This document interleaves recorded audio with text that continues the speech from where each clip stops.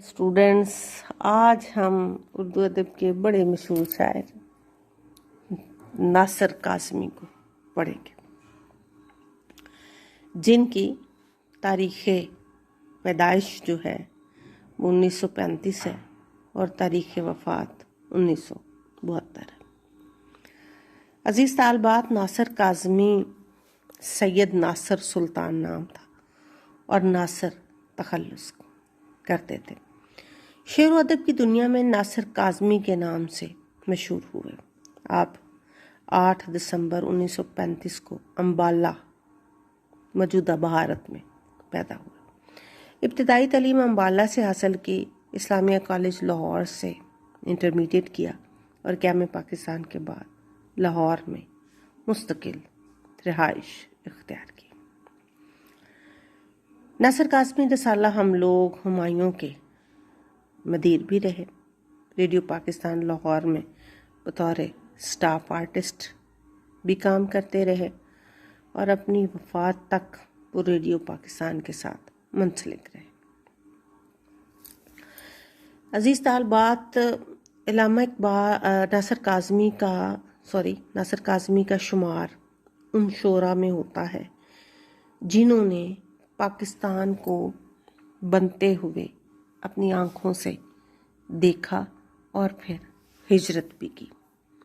قیام پاکستان کے فوراً بعد نمایاں ہونے والے شعراء میں آپ سر فہرست آپ کا نام ہے۔ آپ کی شعری زندگی میں 2 المیوں کی چھاپ بہت گہری ہے۔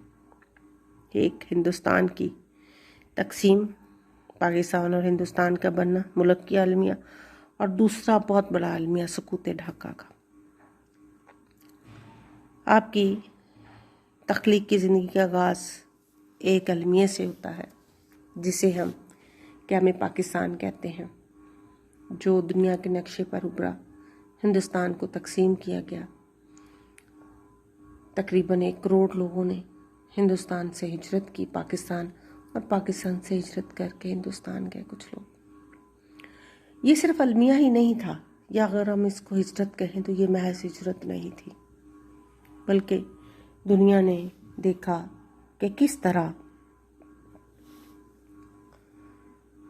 بیٹیوں کی عزت تار تار ہوئی۔ ماؤں نے اپنے بیٹے لٹائے، اپنے بچے لٹائے، بیویوں نے اپنے شوہر اپنی آنکھوں کے سامنے قتل ہوتے دیکھے۔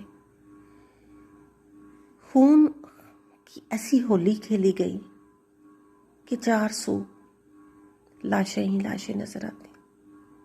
ہمارے پنجاب، یہ جو 5 دریاؤں کی سرزمین کہلاتی ہے،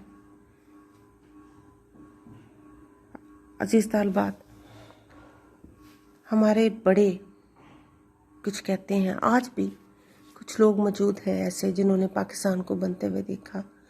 وہ اپنی داستان جب سناتے ہیں تو وہ یہ بتاتے ہیں کہ ان دریاؤں میں پانی نہیں ملتا تھا، بلکہ خون بہتا ہوا اور لاشیں بہتی ہوئی نظر آتی تھی۔ یہ المیہ ناصر کاظمی نے اپنی آنکھوں سے دیکھا اور وہیں سے اپنی تخلیقی زندگی کا آغاز کیا، اور وہی دکھ اور اداسی ان کی غزل میں 400 نظر آتی ہے۔ اسی وجہ سے آپ کو اداسی کا شاعر بھی کہا جاتا ہے۔ ناصر کاظمی کو رات سے خاص مناسبت تھی۔ وہ ساری رات لاہور کی سڑکوں پر آوارہ خرامی کیا کرتا، اس لیے رات اور اس کے دیگر رات سے متعلق جتنے خوبصورت الفاظ ہیں وہ ناصر کی غزل کو ایک نئی دنیا سے متعارف کراتے ہیں۔ ناصر کی غزل میں لہجے کی اداسی اور غم کی فضا جو ہے وہ نمایاں نظر آتی ہے۔ اس وجہ سے اگر ہم یہ کہیں کہ ناصر کاظمی کی غزل میر تقی میر کی غزل سے مناسبت رکھتی ہے تو بے جانا ہوگا۔ ناصر کاظمی کے مجموعہ ہے ہائے کلام میں برگ نئے، نشاط خواب، سر کی چھایا، دیوان اور پہلی بارش کے نام سے دنیا کے دنیا کے مختلف ممالک میں یا اردو زبان میں چھپ چکے ہیں۔ ان کے نثری مضامین کا مجموعہ خشک چشمے کے کنارے کے نام سے شائع ہو چکا ہے۔ اس کے علاوہ ناصر کاظمی کی ڈائری بھی ان کی وفات کے کافی عرصے کے بعد چھپ چکی ہے۔ عزیز طالبات، ناصر کاظمی نے دنیا اجڑتی انسانوں کو خون میں نہاتے ہوئے دیکھا، وہ اداسی ان کی شاعری پہ چھا گئی۔ میں بارہا آپ کو یہ بات بتاتی ہوں کہ جب کبھی بھی آپ کسی شاعر کو پڑھیں تو آپ کو اس کے ماحول کو سامنے رکھنا پڑتا ہے۔ ماحول ہی ہوتا ہے جو انسان کے دل پہ، اس کے جذبات و احساسات پہ اثر انداز ہوتا ہے، اور جو حساس لوگ ہوتے ہیں جب ان کے جذبات و احساسات اپنے ماحول اور ارد گرد کے دکھوں اور غموں سے متاثر ہوتے ہیں تو پھر شاعر وجود میں آتے ہیں۔ کچھ یہی حال ناصر کاظمی کا بھی۔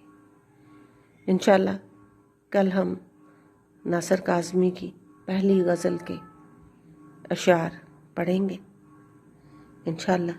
اللہ حافظ۔